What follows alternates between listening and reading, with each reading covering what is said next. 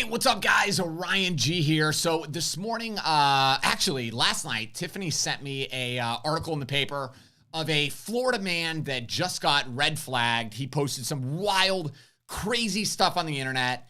And I just want to know what you would do. Like, imagine you're scrolling through your Facebook feed and all of a sudden you see one of your friends or your family members and they are just posting like crazy, wild, lunatic type stuff. Before we jump into that, make sure you guys subscribe, share this YouTube channel so we can help it grow. Let's jump into it. So here is the first post that this guy put on Facebook. So I'm just going to read it.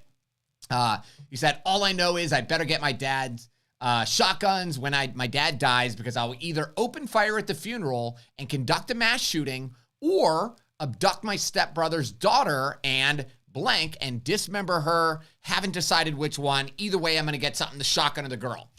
How insane is that? That a human, a person would actually post that on the internet.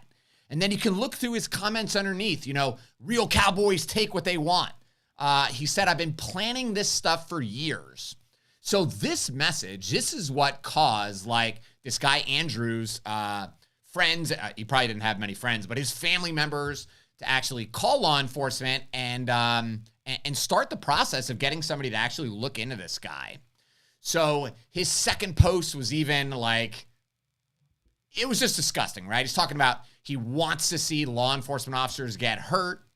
And then he's also asking, does anybody have any guns? Can you hook me up with some guns? Even if they're stolen, I don't care.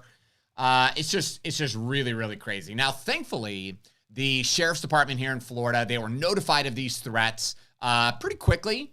They were able to respond, to take some immediate action. They went to Andrew Phillips' place of work. They arrested him, talked to him. They searched his house. Thankfully, they did not find any firearms in the home, no ammunition. And this guy, Andrew Phillips, has now been red flagged. So he's got a temporary injunction placed. So for the next 12 months, he is not allowed to own or possess firearms anywhere. So here's a quote from the sheriff. Let's see what county this is in. I can't find it fast enough. But he says, in light of the increased violence we have seen by those with mental health issues, this is a perfect example of see something, say something. After talking to people who know this individual, he is clearly having his own personal internal struggle. He is now clearly on our radar, and we will do everything in our power to protect the community's safety and his own well-being.